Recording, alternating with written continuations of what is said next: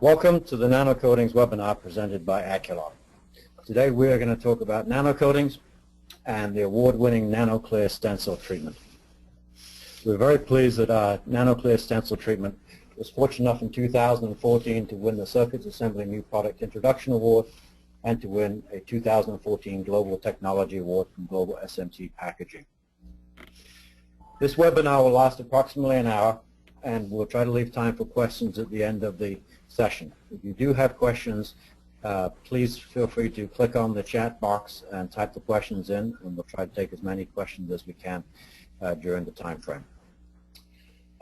During this webinar, we are going to provide an overview of Aculon and the technology, to talk a little bit about the repellency treatments that we have, and then I'm going to invite a colleague of mine, Chris Shea, to talk about some of the independent testing and studies that she's done over the last 4 years on NanoCoatings.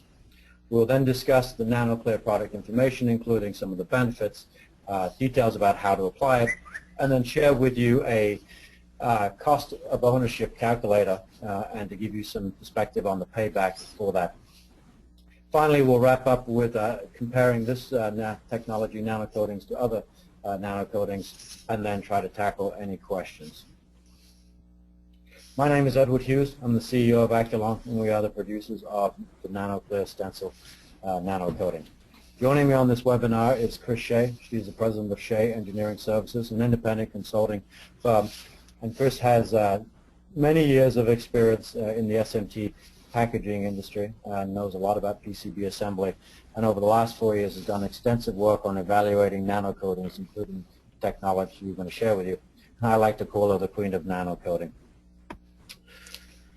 What we're going to talk about here today, obviously, is the NanoClear wipe technology that you can be seen in this box here. And what we do is we basically modify the contact surface of the underside of the stencil with a nanocoating to create a flux repellent nanocoating that's done in minutes. The benefits are that it'll increase yields, increase output on the SMT lines, improve print quality, and reduce variation, as well as decrease the under-stencil wipe frequency. We use a technology that's proprietary to Aculon called SAMP technology, self-assembled monolayers with phosphonate. And this technology results in a coating that basically surpasses the competitive coatings in terms of cost, performance, and ease of use.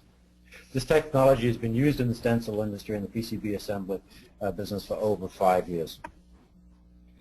I'm just going to give you a quick overview of some of the types of print quality improvements that you could expect to see, and then Chris is going to dive into more details on some of the studies.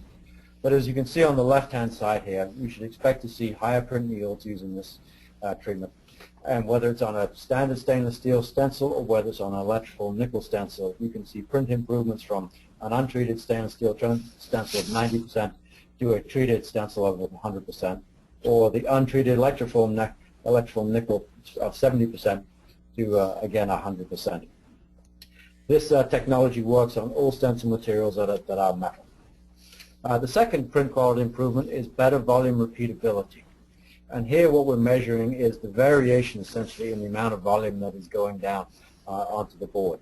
The lower the number, the better, because we're measuring the coefficient of variation. And so an untreated stainless steel stencil has about a 13% variation, and that'll drop to 11% with a treated stencil. On electroform, similar numbers, 14%, declining to under 11%. So again, getting better volume repeatability, which means better process control. And finally, in terms of reducing the under-stencil wiping frequency, one of the studies that Chris conducted basically showed that in going from 1 print per wipe to 10 prints per wipe actually helped improve yield. Obviously, one of the other benefits of that is it's going to reduce the amount of consumables that are used and actually increase the uptime on the SMT line. Some of you would have listened to a webinar that we did last year, and so I just want to take a minute to update you on some of the highlights since then. Clearly, we've won several awards, as I noted on our opening part of the presentation. But more importantly, we now have broad-scale adoption of this. We have a major Korean OEM that has mandated the use of this NanoClear stencil technology globally. We have several large CEMs have adopted it, and nearly all the stencil houses in the U.S. are carrying this product and adding this to stencils. We've continued to be active in terms of getting technical papers published, including the under-stencil wipe study that Chris will go into in more detail. And we've continued to get more distribution in terms of global distribution by partnering with DEC, which is part of ASMPT, and Alpha, part of Allen. And so now, wherever you are, basically you should be able to get the product locally, either through us, through DEC, through Alpha. And finally, one of the things that we've worked on is developing a cost of ownership calculator, and we'll share that with you today, as well as to explain from the perspective of different stencils and different components where the usage is going to come from. What we're seeing is a increasing demand for NanoCoatings, and that's coming not only from the good results we've seen from customers using it, but also an increasing amount of miniaturization that's going on, that the harder to print boards basically are requiring NanoCoatings to essentially achieve the kind of print quality that you would expect. Let me take a second and explain a couple of terms that we're going to be using during this presentation. So as we think about repellency, what we're talking about here, if you're repelling water, it's hydrophobic, and if you're repelling oil, it's oleophobic. You can see the examples on some common fabrics and carpet and food containers, where here the oil droplet has basically beaded up and is sitting on top of that as opposed to being absorbed in. It's essentially being repelled. What that means for stencils is on the left-hand side a standard stainless steel stencil.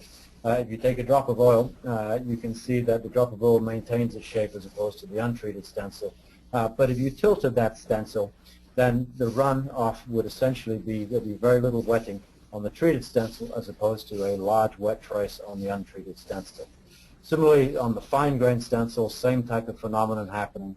And what we're basically doing is modifying the surface tension, in this case, to basically keep oil or flux off that stencil. And at Aculon, that's what we do. We specialize in surface modification treatments. We do this for a variety of industries, including the optics, the electronics, semiconductor, industrial, some consumer goods, as well as now the oil and gas space. We're based in San Diego, California, and a lot of information that is going to be on this is on our website, aculon.com. I should also let you know that the presentation will be emailed to you after the webinar, so you'll have all the information that's being shared with you during this webinar.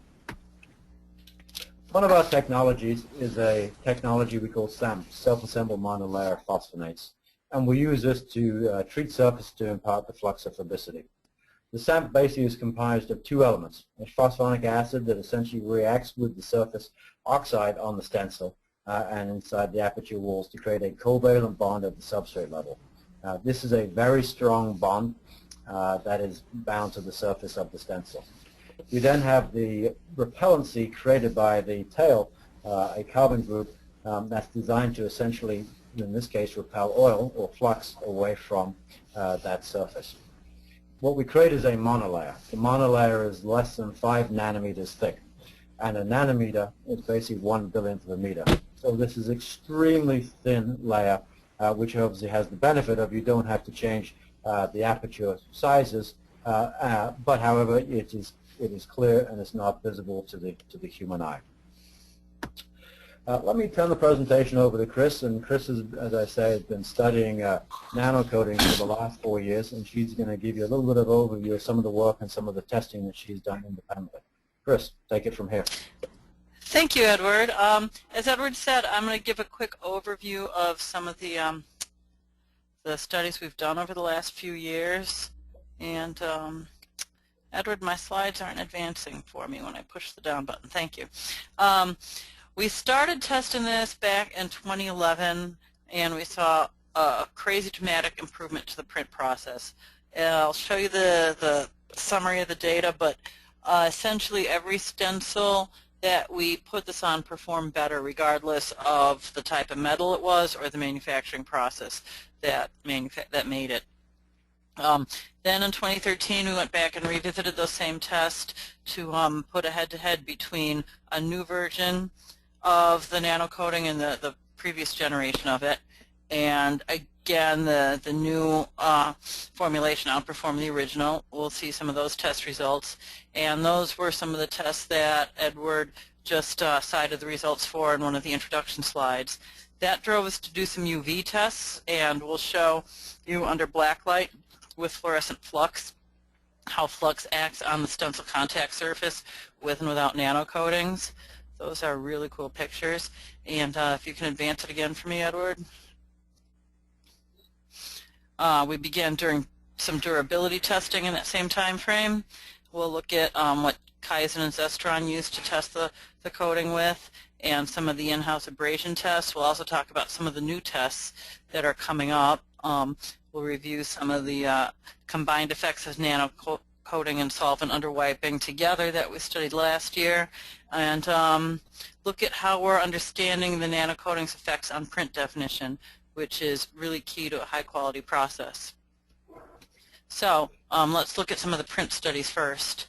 We began these in 2011 when the product was introduced as DEC Nano ProTech, which was the original SAMP nano coating manufactured by Aculon. And if you look at the chart on the left, you're viewing the print yields. We had 13 pairs of stencils, each submitted, theoretically identical stencils, each submitted by the stencil shops. We had 4 stencil shops and a number of different materials in there. You can see we had some electroform nickel, we had some laser cut nickel, we had the datum PhD, we had the datum fine grain, and we also had a standard stainless steel, not one of the premium ones.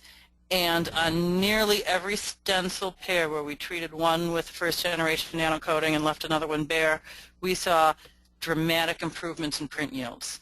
Now what we do here is a 10 print test with a very difficult to print board, and for every 10 prints we get a print yield off of our SPI system. If you look at the charts on the right, we're actually seeing from these tests, and these were the first tests we did, that transfer efficiency seemed to drop a little bit down in the 0.66 area ratio, on average by about 3%. And originally we had anticipated that nano coatings would give us better transfer efficiency, not lower, so that left us wondering, and we did a lot more experiments moving forward to try to nail down why we saw this difference, and we presumed it was because of better print quality or better print definition, crisper prints, but we weren't able to prove it for a couple years, but I'll walk you through how that worked out for us. The next set of tests we ran were in 2013 when a second generation of nano coating became available, and if you look at some of these charts, you'll see we have different materials in there: fine grain stainless, experimental stainless steel, experimental electroform stencils, and you'll see that we had different coating treatments applied to them. Nano 1 represents the first generation of nano coating, Nano 2 represents the current generation of nano coating, and no nano obviously represents a bare stencil. So if we look at the effects of the coating on print yields, in the first data set with fine grain, Nano 1 and Nano 2 are equivalent, and the next set where we were looking at experimental stainless steel, we see that the new nano coating outperforms the bare stencils. And in the third data set where we looked at experimental electroform, the Nano 2 also gave great yields, much better than the Nano 1 or the no nano coating at all. So from that we could deduce that the stencils treated with nano coating number 2, the new generation, equaled or outperformed Nano 1 or no nano at all.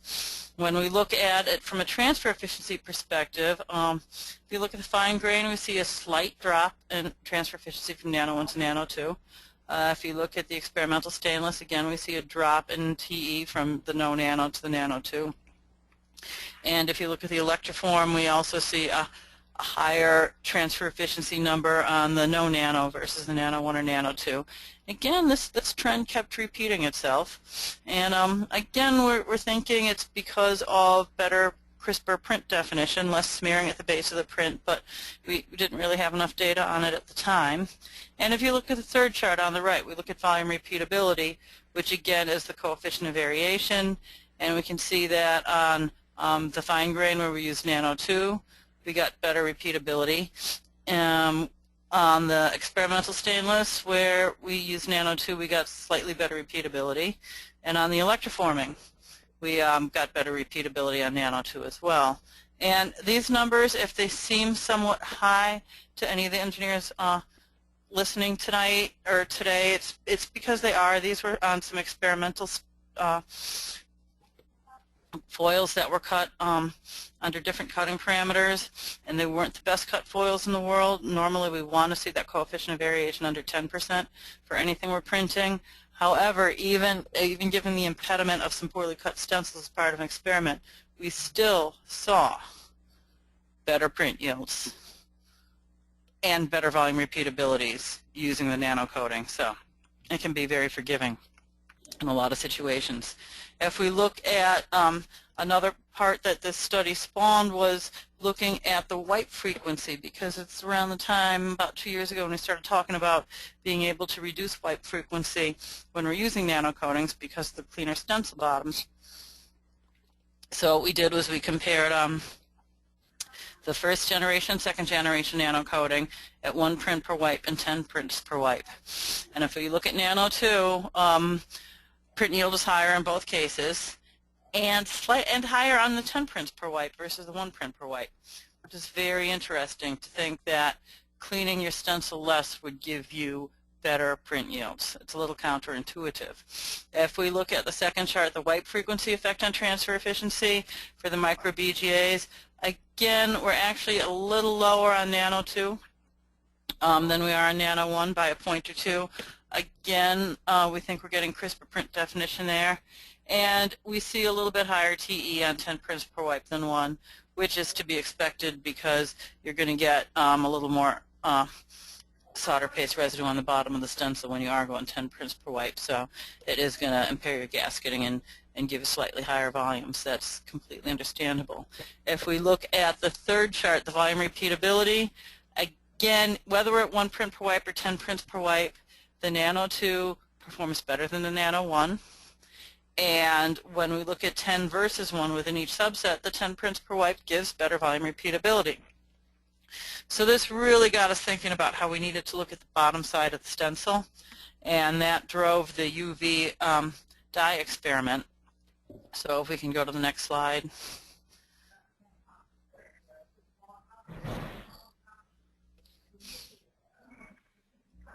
Edward, can you advance the slides?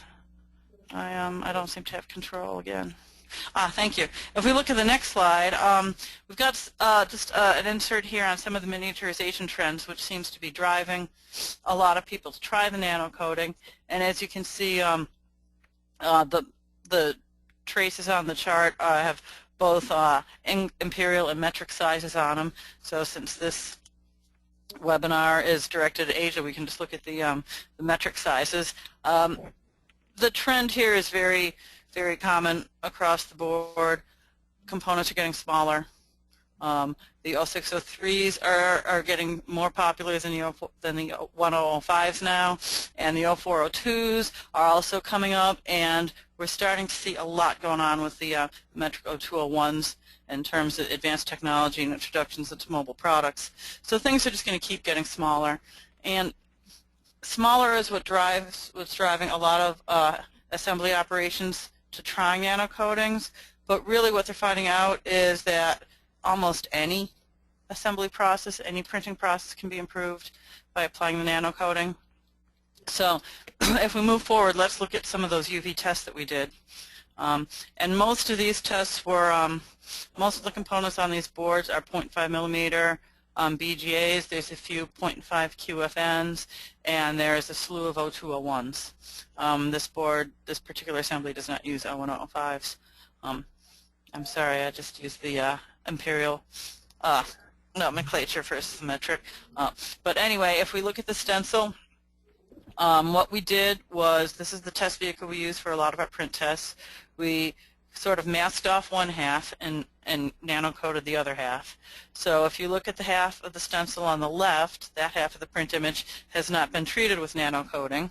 And we use the Stein pen, which is a felt tip pen with Stein fluid in it, to indicate the presence of the nano coating or not.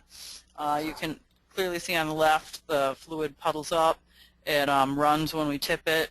It's not wetting, or it is wetting out to the stencil. It's not beating up. If you look on the right side, you will see that all that Stein fluid is beating up, indicating the presence of nano coating. So this is the stencil we used to perform some print tests with the UV doped solder paste. And this is what the bottom of the stencil looked like for the 0.5 millimeter BGA. If you look at the untreated side on the left, you see a lot of the flux wicking out. It lights up well under the ultraviolet light. You can see it wicking out around the apertures. If you look the black dots in the middle of the apertures, you see they're fairly occluded. There's a good amount of flux inside the apertures as well as wicking out surrounding them on the texture on the bottom of the stencil. If you look at the nano-coated side on the right, you obviously see a lot less flux wicking out due to the repellency. On the bottom side, you'll also see those little black holes in the middle where there is no flux, larger and more uniform. And you can actually see the outlines of the apertures where flux is inside the apertures. You can see those outlines very clearly on a number of the apertures on the right-hand side. So the bottom side of the nano-coated stencil stays much cleaner than the untreated side. And if we look at it after we take a wipe, and we did this with just a dry wipe, a dry vac wipe, we can see on the untreated side that flux gets smeared in a thin film on the bottom of the stencil, whereas on the nano-coated side it gets picked up by the paper fairly readily. And I believe there's two reasons why we see the nano-coated side cleaning up so much better on a dry wipe. One is because less flux accumulated on the bottom of the stencil to begin with because it wasn't allowed to wick out due to the repellency treatment, and also because of the repellency treatment, that flux would rather migrate to the wiper paper coming by because it just can't stick to the stencil. So, and also a note on the untreated side is there's a good opportunity to redeposit that smeared flux in very small amounts on the circuit board, which can, if you're doing high-speed signals or anything RF, can help harm your signal integrity a little bit. So you want to be careful about depositing flux residues on the circuit board, especially in high-speed signal situations. If we look at the next slide, these were also taken from the same board where we printed 10 prints without a wipe. The one on the left, this 0.5 QFN, was printed obviously on the no nano side, and the one on the right was printed on the nano side. When we look at these at the 40x magnification, we can see, albeit somewhat subjectively, we can see differences in the print definition. It's hard to pick up at 40x and really show in a PowerPoint, but it's very apparent if you look at the ground pad on this QFN. The one on the left, on the non-nano-coated side, is showing signs of bridging. There's actually a much wider base to that deposit. And if you think back to the slides we just looked at where we could see the flux wicking out around the apertures, that's why we would get these wider deposits. If you look at the same image on the right, the nano-coated side, these are both off the same exact circuit board. You can see on the right that we have much crisper print definition. Furthermore, actually, if you look at the lower left-hand side, we can see a solder bridge on the no-nano side. That's between two adjacent O201 pads. And if we look at that same footprint on the right-hand side, we don't see any bridging at all. So now we're definitely zeroing in on that lower transfer efficiency hypothesis being because of better print definition. But we weren't done yet. We still wanted to continue to look at the data to prove this. So we'll get back to that in a few minutes. If we want to see some other good print definition improvements, we've got one on this slide with a 0.3 millimeter pitch BGA. Now, typically we would not run 14 prints with no wipe. However, in the test lab, it's always good to see how far you can go.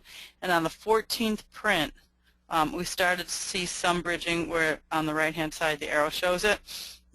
On the 14th print on the untreated stencil, on the left-hand side, you can see what a mess that print is. That would never be a production viable print.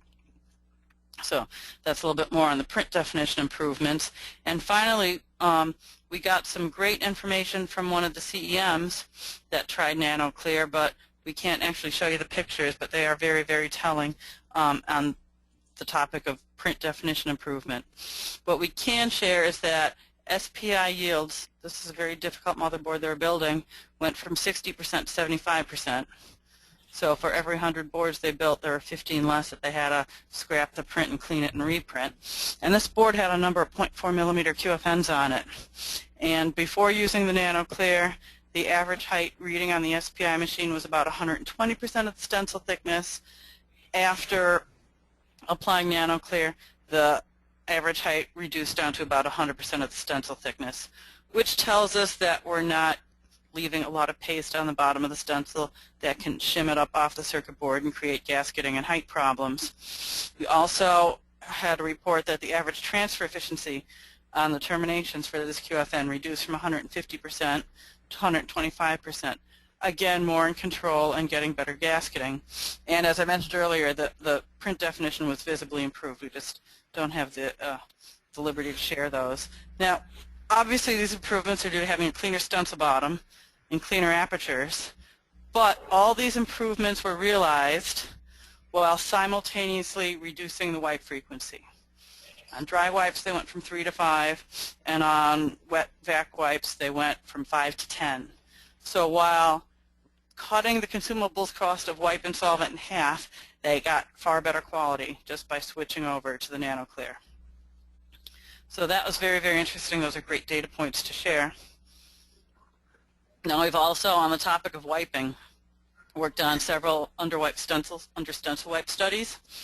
The one I'm going to share with you right now was one that we did in conjunction with Kaizen and Indium up in Indium's labs last year. And what we did again was doped that flux with UV tracers so we could see the flux under black light. And what we're looking at here is an image where we enhanced it a little bit to tweak up the blue so you could see it a little bit better for an example.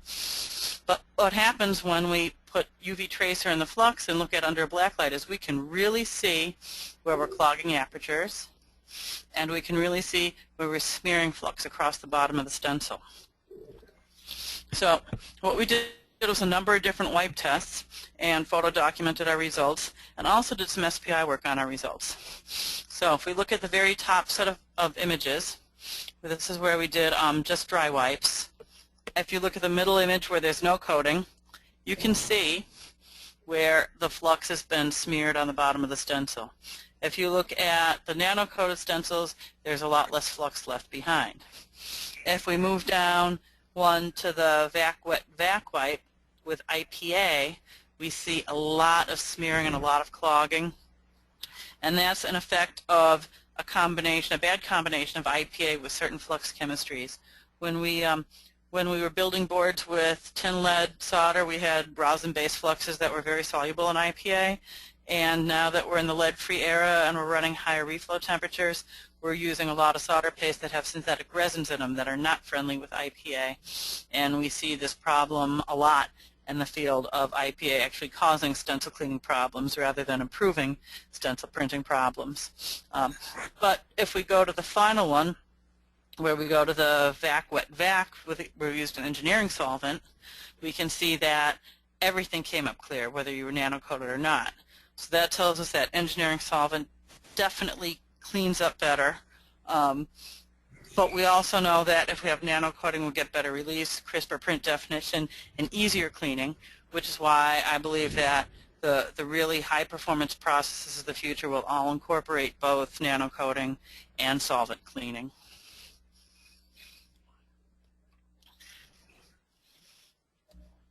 And if we look at the SPI results from those tests, again, we had a 3-up test vehicle, so one portion was coated with the original first-generation nano-coating, the middle portion had no coating, and the third board in that array had the Aculon NanoClear, the second-generation nano-coating. And you can see again that we're getting slightly lower transfer efficiencies, and this trend was consistent over 3 years. And while we still firmly believe it was due to crisper print definition, we wanted more data on it. So what we did was ran a secondary experiment using the SPI. And this is basically based on the measurement threshold of the SPI machine. SPI machines measure everything from a measurement threshold above the board very accurately. Edward, can you hit the advance? There we go. So what you're looking at there is a plane that's cut 40 microns above the board surface, and that is the standard default for most SPI machines. And that what they will measure is everything above that threshold very, very accurately with 10 micron accuracy.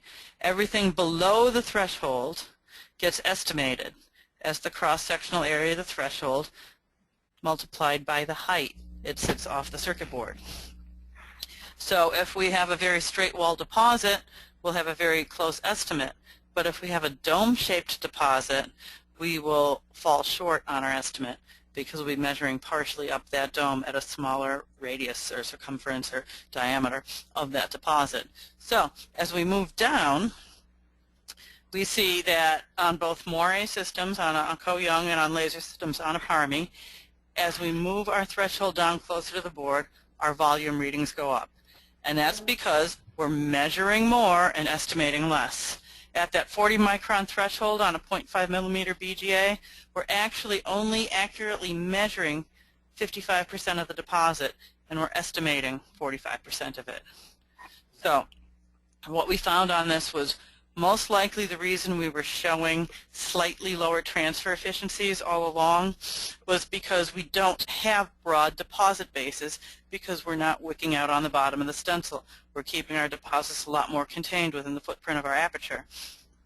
And just to go back and prove this further, we ran a second experiment, or a third experiment, where we took the same parameter set, print parameters of print speed, print pressure, and separation speed.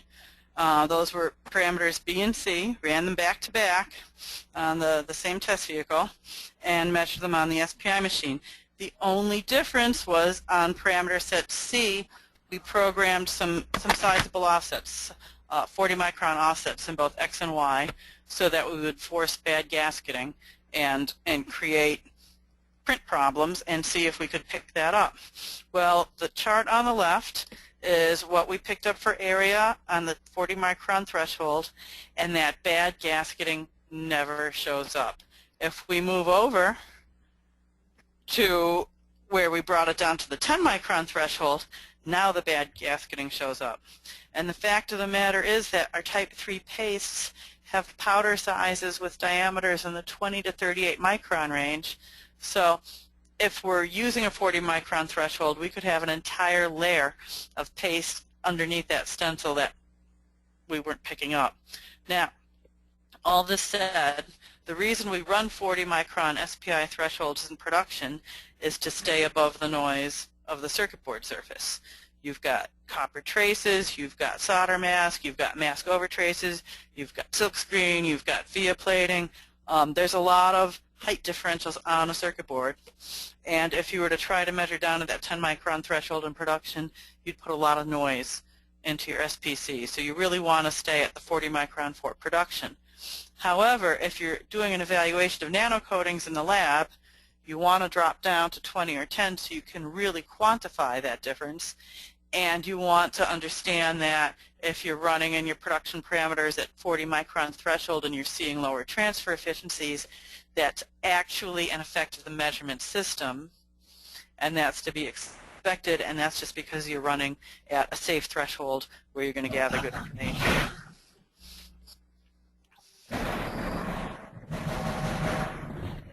We've got some information on durability studies right now, and I think Edward's going to take the first few slides here for you.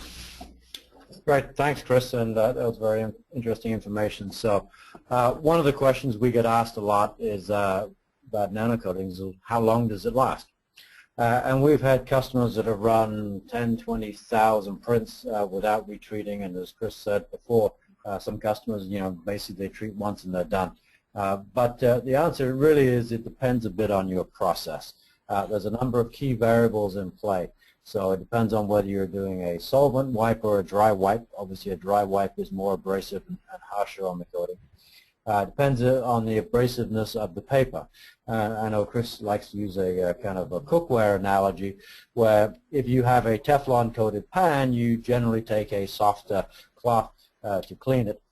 than if you have a cast iron pan where you may be taking a much more abrasive Brillo pad type application to clean it. And so clearly some of the softer cloths, and DEC has a product called the Eco Roll, which is a very good paper in terms of working nicely with the NanoClear treatment on that. The third area is obviously depends on the wipe frequency. If you are printing one print to one wipe, obviously there's more wear on it than if you are printing one print or 10 prints to one wipe. And then finally, relating to the stencil cleaning chemistry that is used, we would recommend that you use a pH neutral and certainly a pH less than 9 in the cleaning solutions. And we did that with work with Kaizen and Zestron, obviously the two leading chemistry cleaning companies. And what we did with them was basically test the compatibility of NanoClear with some of their leading solutions to ensure that it survived the stencil wash process. And here you can see a little bit of the details. There's more details on our website regarding these tests, but essentially what we did with Kaizen, we took 6 of their popular solutions. Actually, Kaizen did this testing. They immersed the treated stencils into the solutions at room temperature with no agitation, and then they removed them at periodic times after 15 minutes, 1 hour, 4 hours, 8 hours, 24 hours, and 48 hours. They rinsed them, dried them, and then essentially used the dye pen that you saw earlier in the presentation. And if the dye fluid beaded up, then essentially the coating is still present. It's got a surface NP of less than 30 dynes.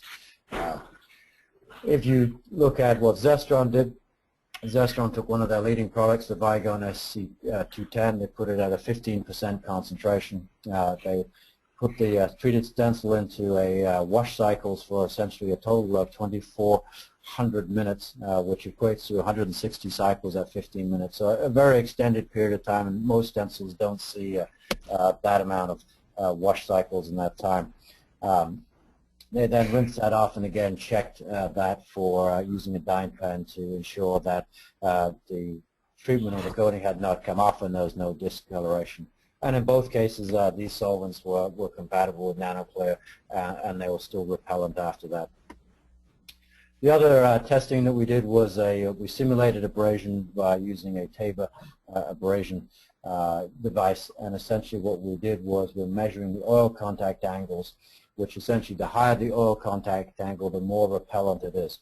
And so as you can see here with NanoClear in the blue chart, we start off at an oil contact angle of 87, and after 100,000 cycles we drop less than 10%, remaining with an oil contact angle of 80, which is a highly repellent surface.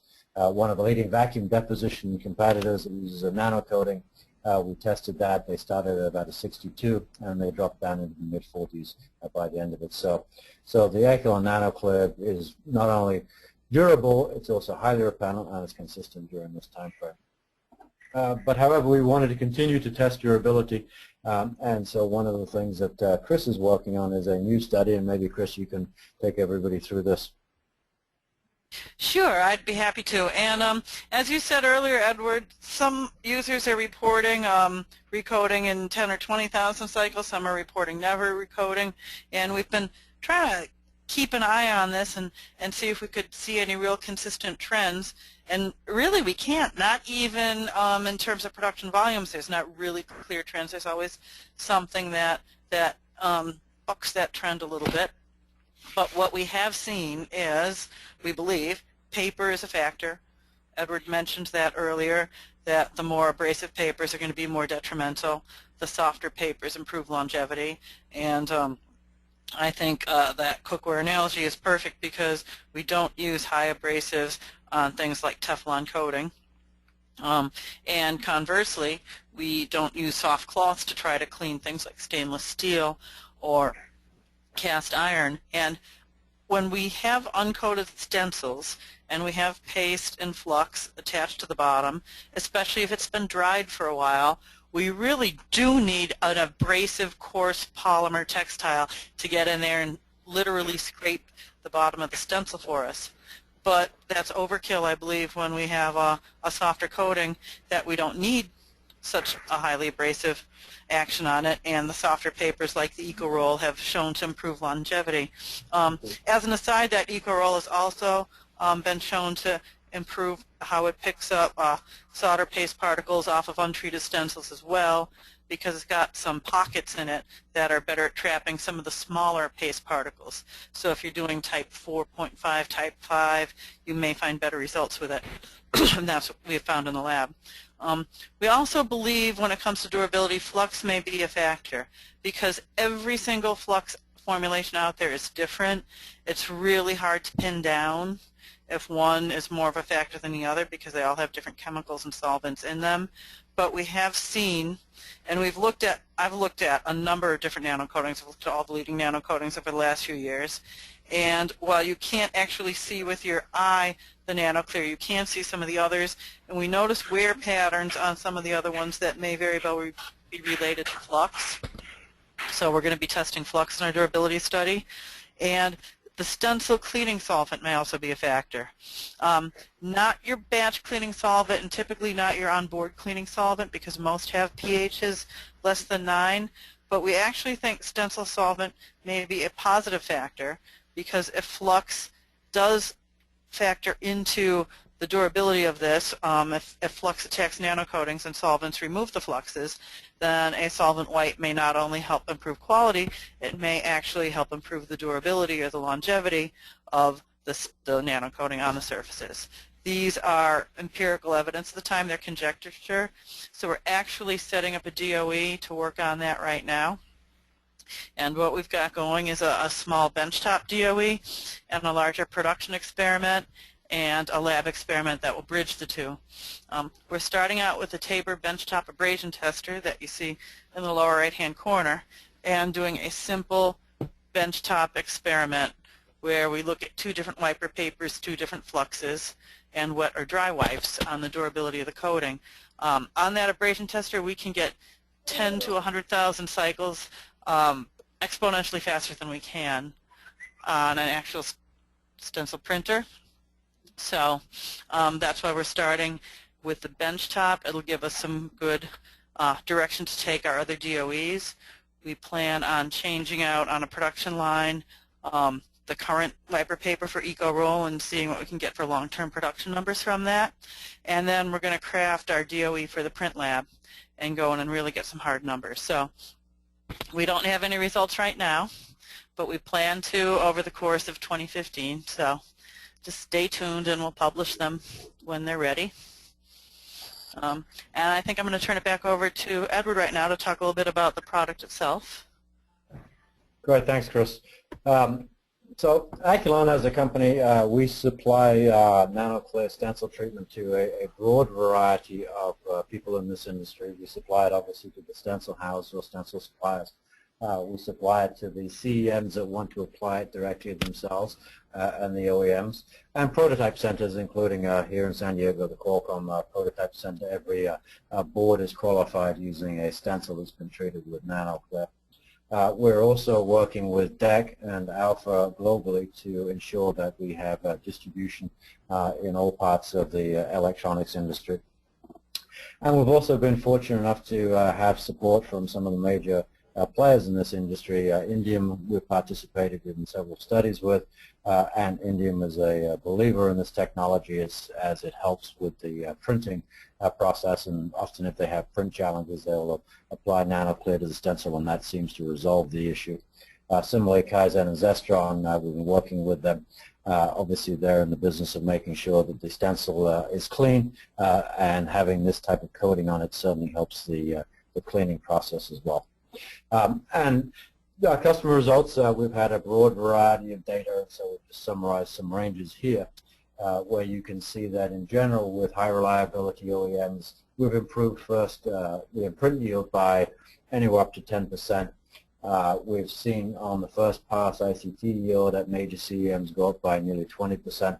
And across the board where PCB assemblers are using this product, they are seeing basically a significant reduction in cleaning supplies, as they're obviously been able to extend the under stencil wiping frequency. And so we like to basically say, you know, you're basically going to get some hard cost savings, and this product is going to come for free because you'll save money on it and dramatically improve your yield. The product itself, if you haven't seen it, is a very simple product It's essentially a two-part wipe system with part A, which is a primer. You use that, basically wipe that onto the stencil, the underside of the stencil, wipe it for 30 to 60 seconds, then basically rinse off with DI water, or certainly as clean a water as possible, getting that primer removed. And then you basically wipe the part B, the hydrophobic or oleophobic stencil treatment, onto the metal surface there. It can be applied in-house at the PCB assembler. It can be applied at the stencil house themselves. It takes about 10 minutes in total to do this. What we're seeing at the stencil supplier is that they offer this. They'll often charge an application fee for applying this. But if the CEM wants to do it themselves, then that is certainly an option as well. And so what, in looking at this, we've been applying this to a broad variety of stencils, and what I asked Chris to do was basically, given her experience in this industry, is to kind of lay out a matrix to show where the benefits are coming from and the types of PCB assembly characteristics that will benefit from using this. So Chris, maybe you could take everybody through this matrix. Sure, I'd be happy to, Edward. Edward asked me to put this together based on what I've seen out in the field and my experience with this and other SMT processes. And so I broke out some of the benefits in terms of quality, productivity, or cost reduction. And quality and productivity both add up to cost reduction basically. But quality, we're looking at, will we get higher yields and will we get better transfer effectiveness? Not efficiency, but effectiveness, the overall quality of that deposit. In productivity, we look at, will we reduce under stencil wiping? And not only will we reduce the wiping time, which we assume is absorbed into the pulse rate or the tack time of the line, but will we also have less downtime for those paper changes? Because if a printer shuts down, very shortly thereafter, the rest of the line will be shutting down while you change the paper. And both of those add up to cost reductions. You'll have less paper and solvent usage, so we'll reduce consumables cost. And also, because of higher yields, have less rework, which is very important. So I broke out the PCB assembly characteristics into a couple different categories. One way you can look at characterizing your assembly is by population density. If you have a very high population density circuit board, you've likely got some good miniaturization on there, and you will definitely see higher yields and better transfer effectiveness. You'll see the most substantial improvements on the highest population density boards, where you'll be able to reduce your underwiping and therefore have less downtime for paper change, less consumables, and less rework. Your medium density boards, I would still expect you to see higher yields and better transfer effectiveness. However, if your process is dialed in well, you'll get a good improvement in reduced under stencil wiping. You won't get a huge improvement. You know, we have 1 check mark or 2 check marks, but you'll also save on your paper and solvent, and you'll definitely see less rework. If you have a low density circuit board, they're fairly easy to build. You don't have a lot of constraints from your stencil. You'll definitely see a measurable improvement in all categories, but it won't be as dramatic as it would be on a high density board. Likewise with component mixes. If most of your component pitches are less than 0.5 millimeters, you're going to see substantial improvements in print qualities and transfer effectiveness and reduced under stencil wiping and less rework. If you have a mix of fine and coarse pitch components, your board is not as challenging. You're still going to see higher yields. You'll still see better transfer effectiveness, but it will not be as dramatic as if you were running all fine pitch parts. And again, now if you drop down to a board where most of your component pitches are greater than 0.5 millimeters, you will see improvement in yields, underwiping, and consumables usage. But if you're running a well-dialed-in process and your pitches are that coarse, you may not see big differences in transfer effectiveness or in rework. And finally, if we look at it as what is the finest pitch component or the most challenging component on the circuit board, which is another good way to characterize them. If we have the leading edge components, Edward, there we go, which I would say is pitches of 0.4 millimeter or less on your leadless and on 1005 chips, then again, because that's the most challenging, you are going to see the highest substantial improvements and all categories. Also, if you're working on challenging new packages, and I know that most of the audience here is from Asia, and so they're a bit ahead of us on the miniaturization curve compared to the U.S., but what we consider challenging and mainstream SMT here is the 0.5 millimeter pitch leadless, the high I/O BGAs. I consider high I/O anything over 1,000, and the 0201 chips. You're still going to see substantial improvements in all categories. If you're running mainstream SMT, your leadless pitches are greater than 0.5 millimeters, your leaded pitches are greater than 0.4 millimeters, your smallest chips are 0402s, you'll realize measurable improvements, but again, they won't be as substantial as you would see on the more difficult, more challenging assemblies. But really the takeaway here is no matter what your process level is, no matter what the degree of difficulty is on your circuit assemblies, you will realize measurable benefits by using the NanoClear. And Edward also asked me to work on this payback calculator so we can see what the payback period is for employing NanoClear. So what we've done here is made a very simple spreadsheet that will be available for download from the Aculon website. And what we ask you to do is put in your first pass yield, and then what you would project to be your first pass yield if you were to treat the stencils with NanoClear. And we've got some guidelines for that. If your yields are already in the 90s, you may get 2 to 3% at in-circuit or whatever your first pass end-of-line test is. If your yields are in the 80s, I would say you're probably going to get more in the 5 to 8% improvement as a conservative number. And if your yields are below 80s, I would definitely put a 10% improvement in there. So you can insert whatever numbers you like and let the calculator do the rest. Now, when we talk about first pass yields, yield fallout requires rework.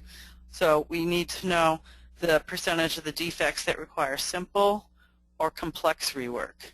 And we define simple rework as something that you can do with hand tools. A soldering iron, a pair of hot tweezers, solder wick, things that are done by hand under a microscope or ring light. Complex rework we define as something that requires a machine, a thermal process, a more skilled worker. BGAs, QFNs, BTCs, land grid arrays, things that need to go on the rework machine that may need adjacent components removed and replaced or shielded. That's what we call complex rework. So you can break it up any way you like, and it will feed right into the calculator. If we look at productivity, what we ask for is your current wipe frequency, and then what you might want to project your new wipe frequency to be. And again, we've got a few guidelines. If you're currently wiping every 10 prints, I'd bump it to every 15.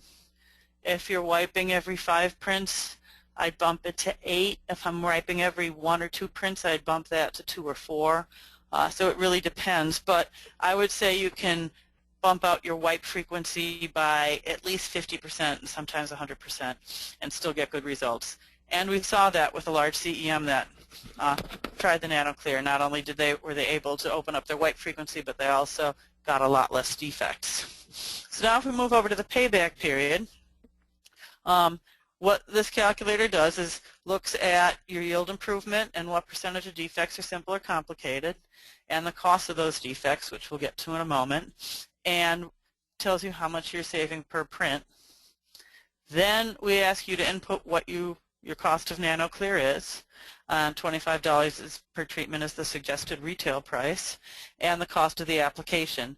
If you want your stencil shop to put it on, I think Edward mentioned that it would be $20 to $25, or you may want your own technicians to put it on, and you can enter whatever numbers you want in that field. And this will calculate the payback in terms of the number of prints before you get that, what is here, $45 investment back. Now, if you want to look at annualizing those savings across an entire SMT line, we ask you to put in the number of prints per hour. So that's 60 prints per hour right now, which is a 1-minute tack time on the line, which Might be a little long depending on the line balancing. The number of production hours per week, and here we've got 80, which indicates a 2-shift, 5-day-a-week operation. Obviously, if you're 724, you can put a lot more hours in. The number of times you change that paper roll per week, here we have it once per shift, and the time it takes to change that wiper roll, which for the sake of production I would hope would be no more than 5 minutes, but sometimes lines can be down for longer while people are going to retrieve that spare paper roll. So your annualized cost reduction based on the number of prints per hour and hours per week and the savings per print is displayed here. In this case, given the numbers we inputted, we're at $87,000 plus, and this is not calculated into this number here, the annual additional production uptime that you'll save by not changing those paper rolls over the course of the year. All those little 5-minute intervals once per shift add up to 43 hours. That's an extra shift week of production. Or, based on the fact that we put in 60 boards per hour, an extra 2,600 boards per year. So that could be quite a bit of additional revenue for an assembler just by saving 10 minutes a day or 5 minutes a shift in production downtime. Now, if we want to talk about where some of these cost numbers come from, we have a separate sheet on the calculator that feeds into it. And again, these are also very simple numbers. We ask for the cost of simple rework, how much time does it take for the operator to see the defect, touch up the defect, and log it into the database. So it could be 1 minute, it could be 5 minutes. I've got 4 there as a nice round number. The labor rate, this is in the U.S. We're probably, for touch-up operators, looking at an average labor rate of about $12 per hour, depending on geographical location. One of the things we have here is because everything normalizes out, you could put this in RMB, you could put it in pound sterling, you can put it in whatever you want, but we're running dollars here, but there are no units on that. The benefit and overhead rates are very important as well. Typically in the U.S., a benefit rate runs 25 to 30%. In Europe, they can run a little higher. The overhead in Asia, they run a little bit lower. The overhead rate also runs 25 to 30%, and Western countries, and probably definitely a little lower in Eastern countries. So if you want to change these numbers, you can change them, and we'll change the cost of simple rework. The same thing goes for complex rework. We're saying it takes probably closer to an hour in some cases to rework a difficult-to-get-to component. We're talking about a higher skill rate of that laborer, so we have a slightly higher labor rate, but benefit and overhead rates stay the same. So the cost of reworking that BGA or that QFN might be closer to $24. If we look at how we calculate the cost of wiper papers, same thing. The cost per roll, the length of the roll, how much you advance on a pass, and the number of passes in the wipe cycle gives you the cost of paper per wipe cycle. And same thing with the solvent. The cost of a container of solvent, a high-grade IPA or a lower-end stencil cleaning solvent is about $30 per 4-liter container. We estimated that the volume of solvent used on each wipe is probably 2 milliliters. So that's how we get the cost of solvent per wipe cycle. Again, if you're paying more or less or dispensing more or less, it's very easy to go in and change those numbers, and they will in fact show back up as blue numbers in the cell on this particular worksheet. So again, that will be available for download, and it's pretty straightforward, and all the formulas are visible, so if anybody wants to change anything, it's very, very easy for them to do so. So now if we want to talk about comparing the different nano coatings, I'll hand it back to Edward. Great, thanks, Kristen. We think that cost of ownership calculator is going to be very helpful because sometimes we get asked the question, well, how much does it cost to do that? And then people think about it in terms of the increase to the cost of the stencil.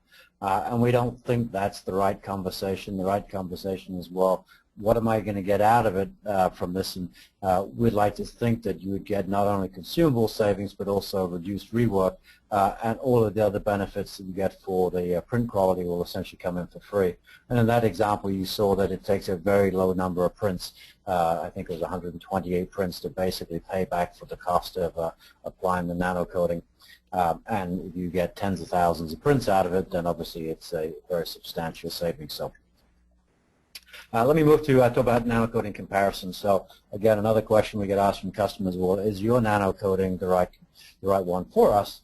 And I guess there are a number of considerations. We've listed 10 here, which is obviously if you are in the business of making boards and expensive components, then you want to make sure that it's proven. Secondly, you need to determine who do you want to apply the nano-coating. Is that something that you are going to want to do in-house, or something that you are going to require a stencil provider to do that? And that may depend on whether there's specialized equipment needed to apply the coating.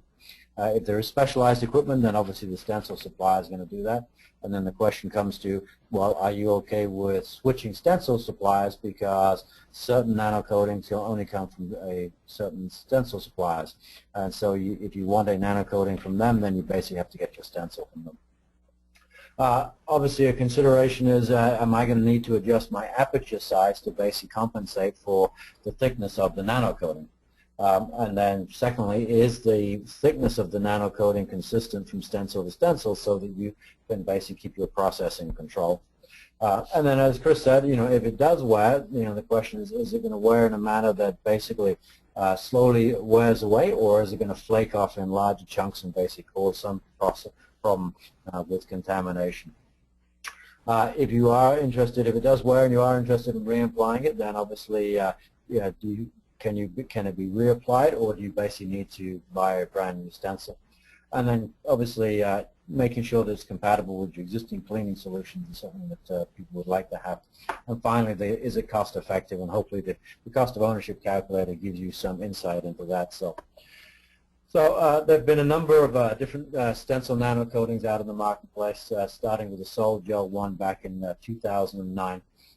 This one is applied by a vacuum process. It takes a cure, so it's a fairly specialized process. It's commercially available. It's quite thick in terms of what we think about as a nano coating. Tends to be less than 100 nanometers. This is about 2,000 nanometers. However, because the stencil supplier basically cuts the apertures, they've automatically compensated for the thickness of this nano coating. And at this stage, it's available only from one supplier, and it's quite an expensive stencil, around $500 for that. The next generation, which is basically SAMP 1 and SAMP 2, and we are under the Acculon NanoClear product with SAMP 2. You can see obviously it's a wipe applied. There's no cure required. There's no specialized equipment. It takes about 10 minutes. It's been commercially available now since essentially 2011. Very thin, 3 to 5 nanometers. It obviously is a nano coating.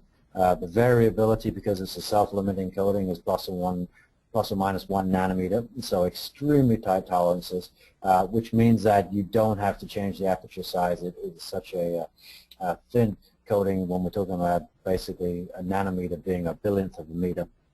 It applies to any metal stencil. It does not apply to a plastic stencil.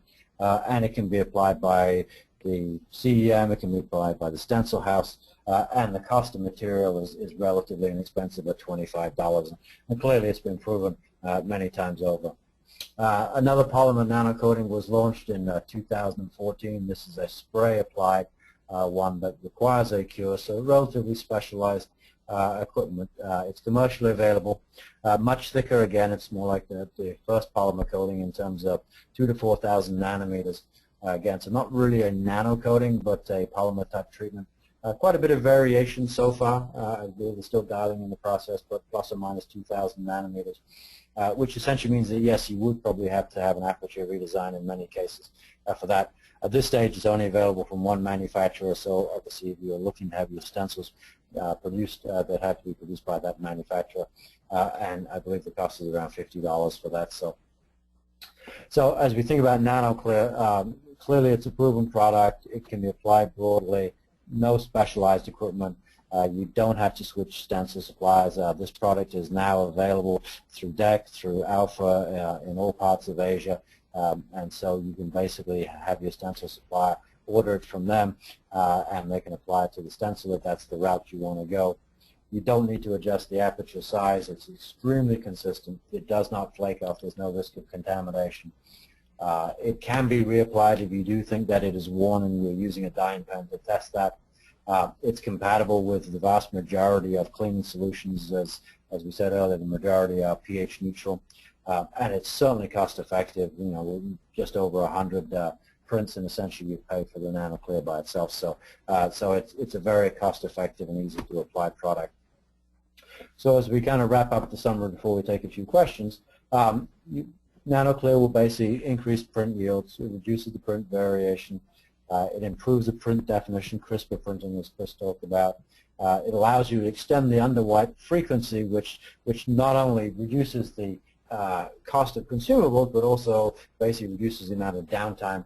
It's been extensively tested by numerous large organizations and technical papers that have been published on this.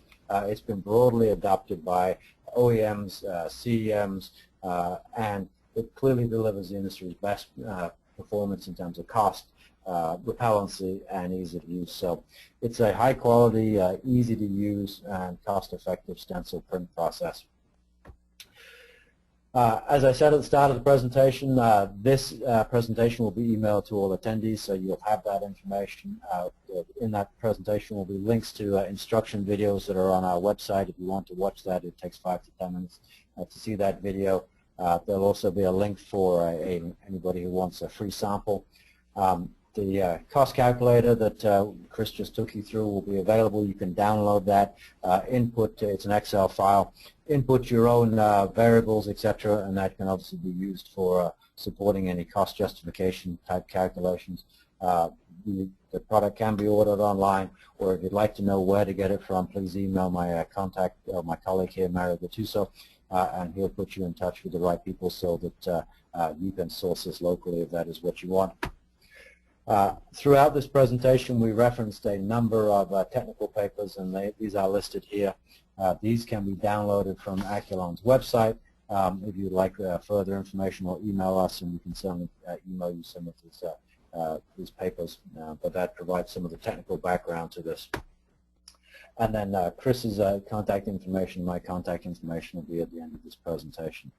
So with that, let me stop and ask my colleague Mario if we've received any questions. Yes, we've received a few questions, and we'll go over those. If you have any questions and you have yet to ask them, go ahead and click on the orange button in your webinar controller. It should have an arrow pointing to the right. Click on that. It should open your window up, and you should see an area where you can add any questions of your own.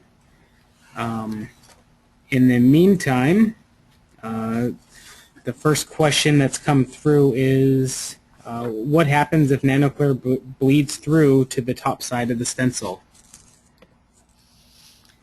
Okay, I'd be happy to answer that, Mario. We get this question a lot. Two questions we get. One is, can we put NanoClear on the top side of the stencil? And the answer is no. I'll tell you why in a moment. And the other is, what happens if it bleeds through to the top side of the stencil? So let me start with the first one that wasn't actually asked. The reason we don't want to put NanoClear on the top side of the stencil is because we need the friction from the top side of the stencil, from the surface of the top side of the stencil, to help get that paste rolling. If the paste doesn't roll, it won't build up enough pressure to fill the apertures. It will just skid across that top surface of the stencil. So we need the roll.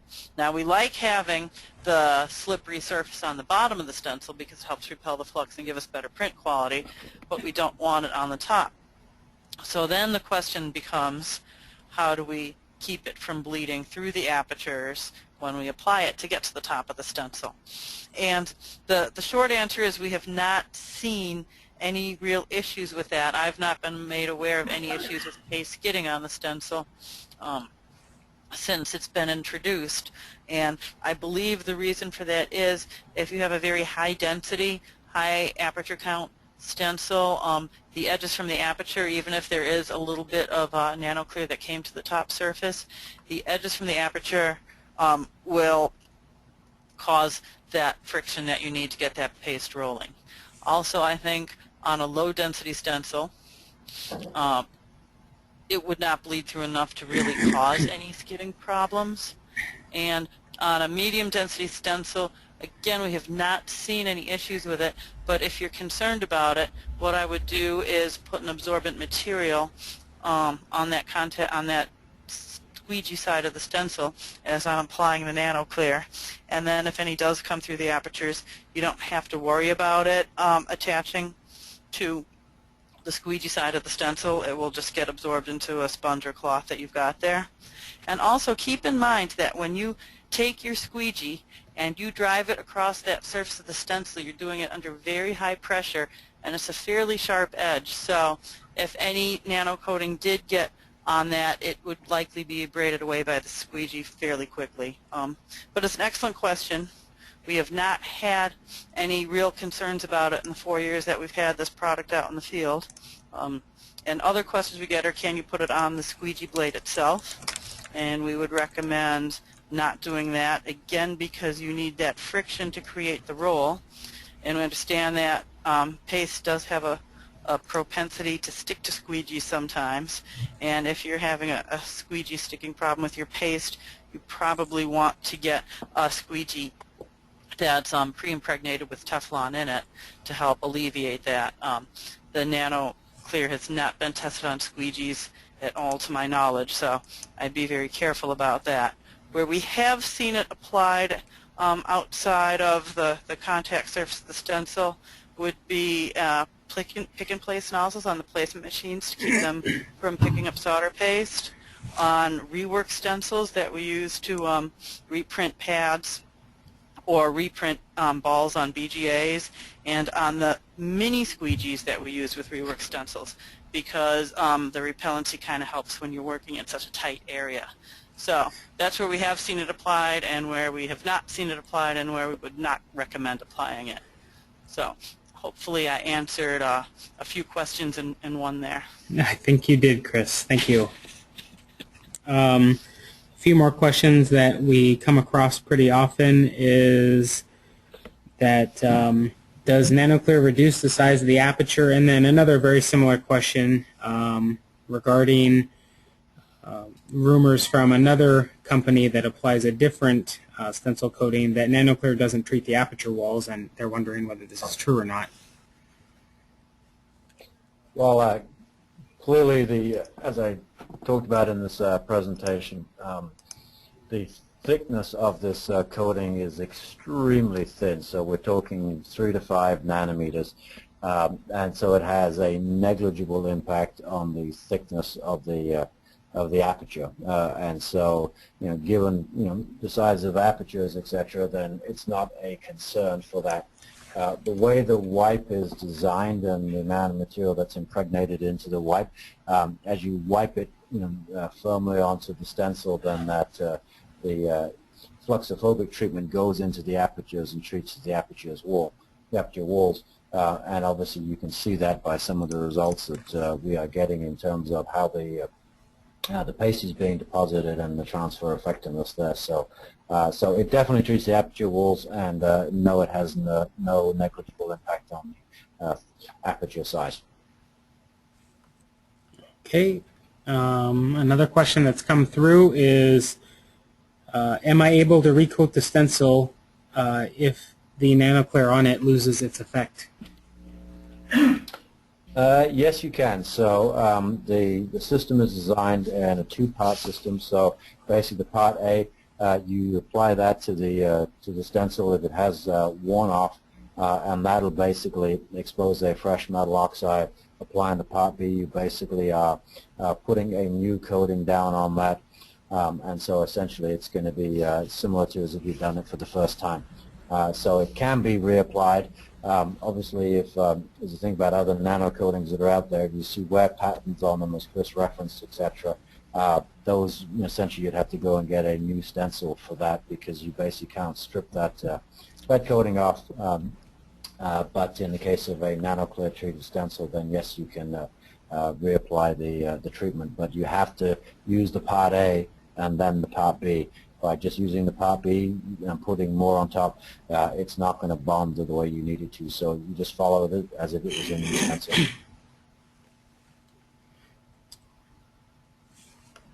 Okay, thank you, Edward. And one final question is, can NanoClear be used on a plastic stencil? And that's an easy one to take. The answer is no. The treatment, the phosphonic acid, reacts with an oxide layer. That oxide layer is present on a metal, and so it'll work on any of the metals that has been shown, obviously, whether it's electroform nickel, whether it's a fine grain, whether it's a stainless steel, a PhD, all of those surfaces that will react, the NanoClear will react with, but no, it does not react on a plastic stencil. Okay, and that about wraps up the questions that we have so far, so I'll let you wrap it up, Edward and Chris. Okay, well, great. Well, thank you, Chris, for your time and your expertise. We really appreciate it, and all the good work you've done on testing NanoCoatings over the years and participating in this webinar. And I'd like to thank everybody for taking the time to listen to this. Please contact us if you have any questions. As I said, we'll be emailing this presentation out afterwards, as well as the cost of ownership calculator. And so with that, we thank you for your time, and this wraps up the webinar. Thank you.